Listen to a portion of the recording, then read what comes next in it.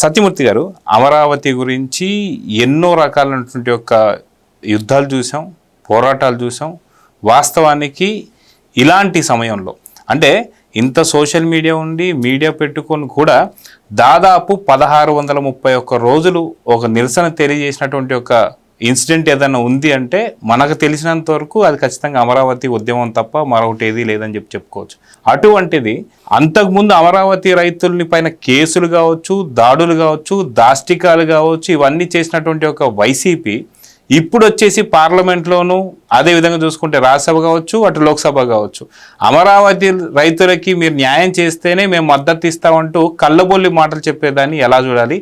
ఇప్పటికీ కూడా అమరావతిలో కట్టడాలు కావచ్చు, భూములు ఇస్తున్నటువంటి భూముల పైన కూడా వైసీపీ విషయం కక్కుతుంది. దీన్ని ఎలా చూడాలంటారు సార్? వాళ్ళ ఎజెండా అట్లా ఉన్నది.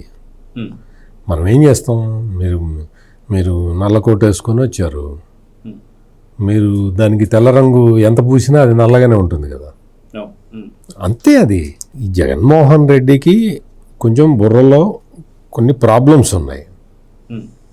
ఈ అమరావతిని ఎట్లయినా సరే నాశనం చేయాలి అనేది అతని ప్రగాఢమైన కోరిక. ఆ ప్రగాఢమైన కోరిక మరి తీర్చుకోవటానికి ఇప్పుడైతే అవకాశం లేదు, భవిష్యత్తులో కూడా రాదు. మరి ఏం చేయాలి? అందుకని ఈ దరిద్రపు ప్రచారాలన్నీ చేస్తున్నాడు. మొన్న ఒక అతను మాట్లాడుతూ ఉన్నాడు, రాజధానిని మార్చడానికి అంటే అమరావతి నుంచి మార్చడానికి మళ్ళీ ఇంకొక చట్టం చేస్తాం అంటున్నాడు. అసలు వీళ్ళకి ఏమైనా బుర్ర ఉందా? బుర్రలో గుజ్జుందా? వీళ్ళకి ఏమన్నా ఒక ఇది ఉన్నదా? అమరావతి రాజధాని అని చెప్పి ఇప్పుడు చట్టం చేసింది ఎవరు, ఎందుకు చేశారు అనే బేసిక్ నాలెడ్జ్ కూడా లేకుండా వీళ్ళు మాట్లాడుతున్నారు. ఆంధ్రప్రదేశ్ పునర్వ్యవస్థీకరణ చట్టంలో మార్పులు చేసుకోవాలి. 10 సంవత్సరాలు ఉమ్మడి రాజధానిగా హైదరాబాద్ ఉంది కాబట్టి 10 సంవత్సరాల కాలపరిమితి అయిపోయింది కాబట్టి హైదరాబాదు మొత్తం కూడా తెలంగాణ రాజధాని అయింది కాబట్టి ఆంధ్రప్రదేశ్ రాజధానిగా సెలెక్ట్ చేసుకోవాలి కాబట్టి అమరావతిని ఆంధ్రప్రదేశ్ రాజధానిగా, తెలంగాణకి హైదరాబాదు రాజధానిగా చట్టం మార్చారు. ఆ క్లాజ్ మార్చారు, దానికి గెజెట్ నోటిఫికేషన్ ఇచ్చారు. ఇది బేసిక్ ఫ్యాక్ట్. ఈ బేసిక్ ఫ్యాక్ట్ కూడా తెలియని మూర్ఖులకి ఏం చెప్పాలి? మళ్ళీ అతను ఎవడో అసలు ఎమ్మెల్యే కూడా పోటీ చేసే అర్హత లేని వ్యక్తి ఒకడు వచ్చి చెప్తాడు, మేము అమరావతిని మారుస్తూ మళ్ళీ చట్టం చేస్తాం, ఏం చేస్తారో మేము చూస్తాం అంటాడు. ఏమన్నా బుర్ర ఉందా? అసలు నీకు ఏంటో తెలుసా? చట్టం అంటే ఏంటో తెలుసా? అమరావతి అంటే ఏంటో తెలుసా? రాజధాని అంటే ఏంటో తెలుసా? వాళ్ళ బాస్ వచ్చి చెప్తాడు చట్టంలో లేదు అని. మరి ఇప్పుడు చట్టం ఎట్లా చేశారు? రాజ్యాంగంలో లేని విషయాన్ని చట్టం చేస్తే చెల్లుతుందా? కోర్టు కొట్టేదా? 3 రాజధానులకు చట్టం ఉంటుందా సార్? మరి వాళ్ళ మొహం కానీ వాళ్ళకి అవన్నీ అంత లాజికల్, వాళ్ళకి అంత దూరం వద్దు. కానీ అంటే మామూలుగా చెప్తున్నా, రాజ్యాంగంలో రాజధాని గురించి లేదు అన్నాడు.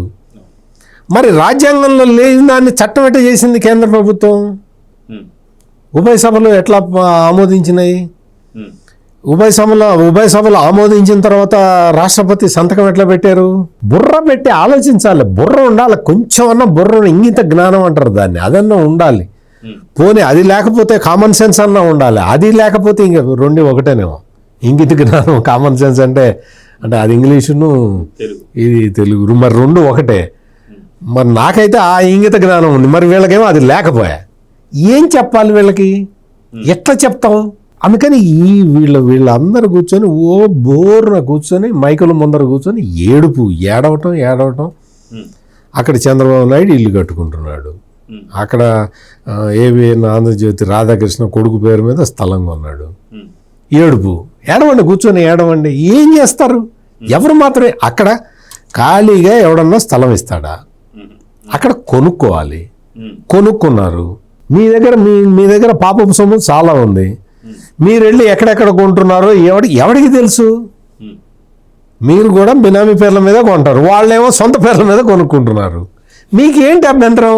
చిన్నప్పన్న వైజాగ్లో 16 ఫ్లాట్లు కొన్నాడు. అవి ఎవడి పేరు మీద ఉన్నాయో చూడమను.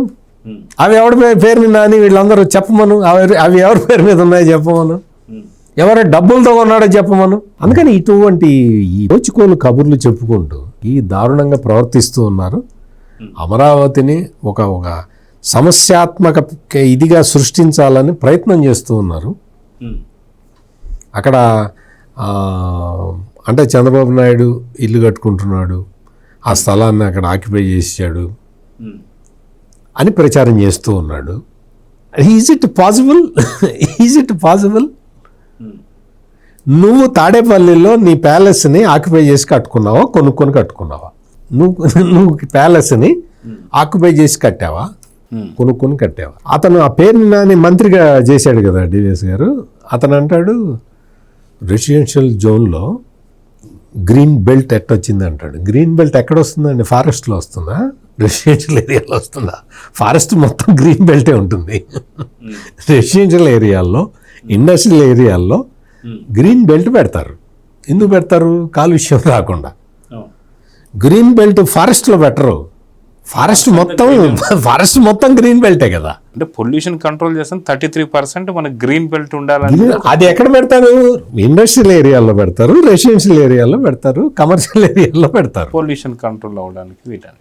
రెసిడెన్షియల్ ఏరియాలో గ్రీన్ బెల్ట్ ఎందుకు వచ్చింది అంటాడు మేధావి. ఏం చెప్పాలి వీళ్ళకి? వీళ్ళ అజ్ఞానాన్ని ఎట్లా పారద్రోలాలి? వీళ్ళ అజ్ఞానాన్ని పారద్రోలడానికి ఆ మిషన్స్ ఏమన్నా ఉన్నాయా? పెద్ద పెద్ద మిషన్లు అమరావతిలో వాడుతున్నారు కదా, అవన్నీ చాలా పెద్ద పెద్ద ఏదో హైట్లలోకి ఎక్కువ వెయిట్లను తీసుకెళ్తున్నాయి. కానీ వీళ్ళ బుర్రల్ని, చిన్న చిన్న బుర్రల్ని క్లీన్ చేసే మెషిన్ ఒకటి కనిపెట్టాలి. Please subscribe to Leo news for more videos.